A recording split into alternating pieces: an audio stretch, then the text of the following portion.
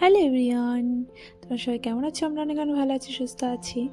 তো আমার নতুন একটা ব্লগে তোমাদের অনেক অনেক ভালোবাসা। আমি হলো রমা। তো দেখো, পনিরের তরকারি, ভাত করলাম, পাঁপড় ভাজি করেছিলাম আর ডালও করেছিলাম এর মধ্যে। তো দাদা আসবে বলে কালী পুজোর দিন, তার জন্য অত তোড়জোড়। তো এটা বান্ধবীর বাড়ির থেকে দিয়েছিল।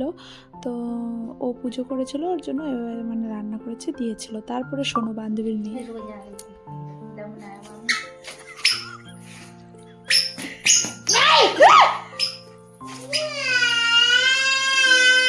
पापा की मैया भी आने वाली है।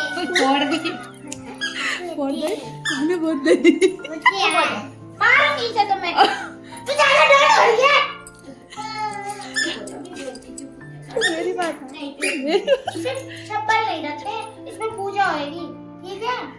खड़ी हो जा, पहले बार खड़ी हो जा।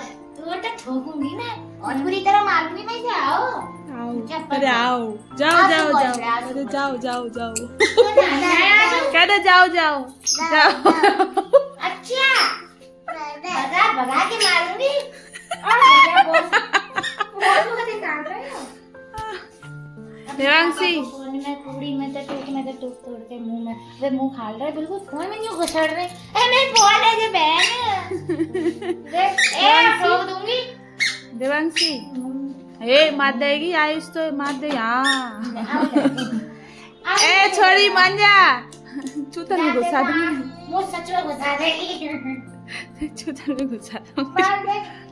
দেখলেই তো দুষ্টুমিগুলো, এত দুষ্টুমি। এরই কাকার মেয়ে আসছিল, তো দুই দুই বোন মিলে দুজন মারামারি করলো, আর আমরা তো আছি তারপরে সাপোর্টার। আমি একটু বেশি উস্কাই দিয়েছি, আরও বেশি করেই মারলো বেচারিকে, অনেক জোরে জোরে মারলো। আমারই খারাপ লাগলো লাস্টে, হচ্ছে কি দাঁড়া তোকেই মারবো এখন। তারপরে কি চলে আসছে আমার দাদা। তো এটা আমার মাসির ছেলে, নিজের মাসির ছেলে। তো এই রাজস্থানে থাকে। দেখো, আমি আগ্রাতে থাকি, ও রাজস্থানে থাকে, কিন্তু কোনোদিনও আসে না আমাদের এখানে। আমি এত বলি আসতে, আসেই না। তো ওই যে তো ওকে খেতে দিয়ে দিলাম, বান্ধবী যেতে খেতে দিয়েছিল ওটাই। তো তারপরে সন্ধ্যা লেগে গেছে, ও আসছেই বিকালে তো খাওয়া দাওয়া করে আবার খেতে দিলাম। তারপরে এই যে বান্ধবী আর আমি মিলে আবার সন্ধ্যাবেলায় ওই মন্দিরটাই যাব প্রদীপ ধরাতে। তো 14টা প্রদীপ, কালী পুজোর দিনই 14টা প্রদীপ জ্বলাবো। তো বাড়িতেও আমি এসে আবার পুজো করবো।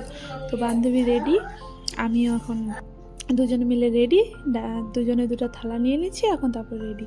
তো অনেক লোক যাবে ওখানে, অনেক লোক ওখানে পুজো করবে, মানে প্রদীপ ধরাবে অনেক, দেখতেই পারবে সবাই। তাহলে দেখো কালী পুজোর দিন কি কি করলাম আমি, সারাটা দিন তোমাদেরকে দেখালাম। তো আগের ভিডিওতে তোমাদের দিন সকাল থেকে দেখালাম, তো এটা দুপুর থেকে দেখালাম। এটা আসার পর রান্নাবান্না করে সব কিছু করে, তো আমার দাদা এসেছিলো।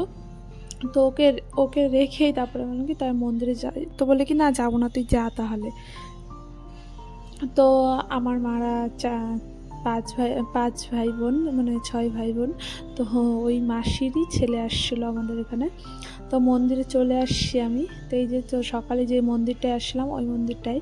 তো দেখো সবাই কত সাজাসাজি করছে। এখানে একটা গরু আসছিলো, তাই নিয়ে ভয়তে লাফালাফি হয়ে গেছিলো। এখানে কী যে হলো জানি না আমি নিজে। তো দেখো রোডই দেখাচ্ছে, যেহেতু ভয় পাইছিলাম তার জন্য। তো দেখো সব জায়গায় লাইটিং কত সুন্দর। তো যেহেতু এত দূরে থাকি, মনটা সব থেকে খারাপ থাকে বেশি, সব থেকে কোনো প্রোগ্রাম হলে, বাড়িতে কোনো অনুষ্ঠানে, সব কিছুতে মনে পড়ে, তাই না? তো কিছু করার নেই, বাড়ি যেতে পারি না, আর কি করব। তো এই যে মন্দিরে চলে আসলাম। দেখো কত লোক, ওইদিকে না কত ছেলে সবাই মানে মন্দিরে প্রদীপ ধরাতে আসে। তো ছেলেগুলোও আসছিলো, দেখলাম চলে গেল ওরা। তো এই যে আরও আছে। তো এত ভিড় এখন, মানে সন্ধ্যাবেলার বেশি ভিড়, কালকে আরও বেশি ভিড় হবে বলে। তো এই যে চলছে এখন আমরা দুই বান্ধবী মিলে যাব এখন, অনেক প্রদীপ ধরাবো। তারপরে আর কি, যেহেতু মন্দিরে আসি তো ভালোই লাগে, মনটাও ভালো হয়ে যায়। যেহেতু সকালেও আসলাম, আবার রাত্রে আসলাম, এটা সন্ধ্যাবেলা। তো দেখো কত লোক আসছে প্রদীপ ধরাতে। তো দেখো তাহলে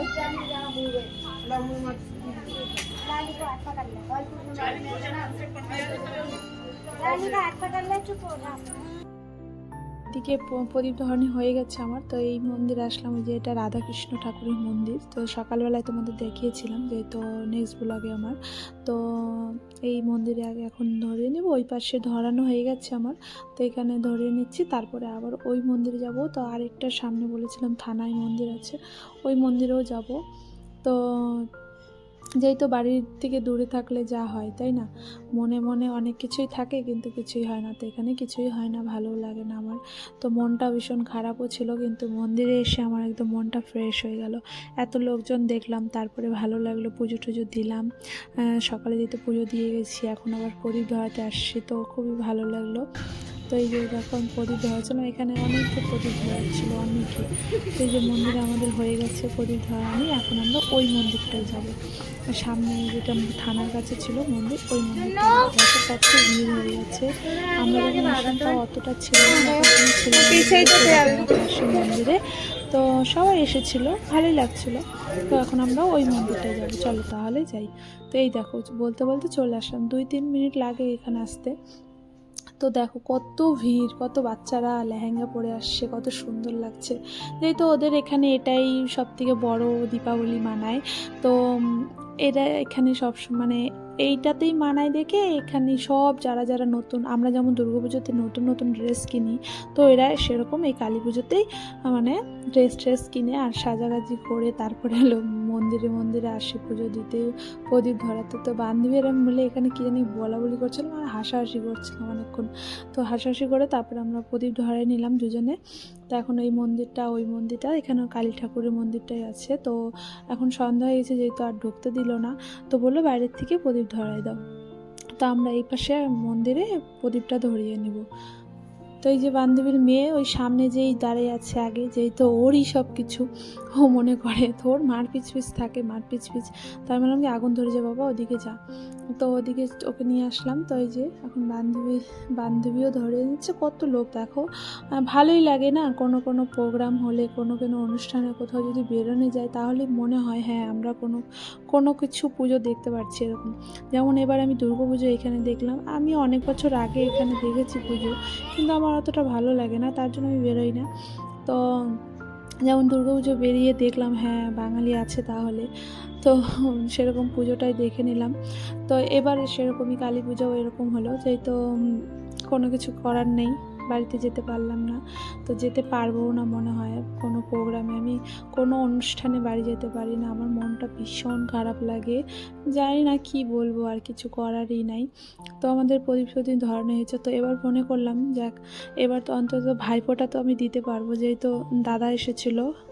তো দাদা জয়পুরেই থাকে, মানে রাজস্থানেই থাকে, ও কাজের উদ্দেশ্যে এখানে থাকে।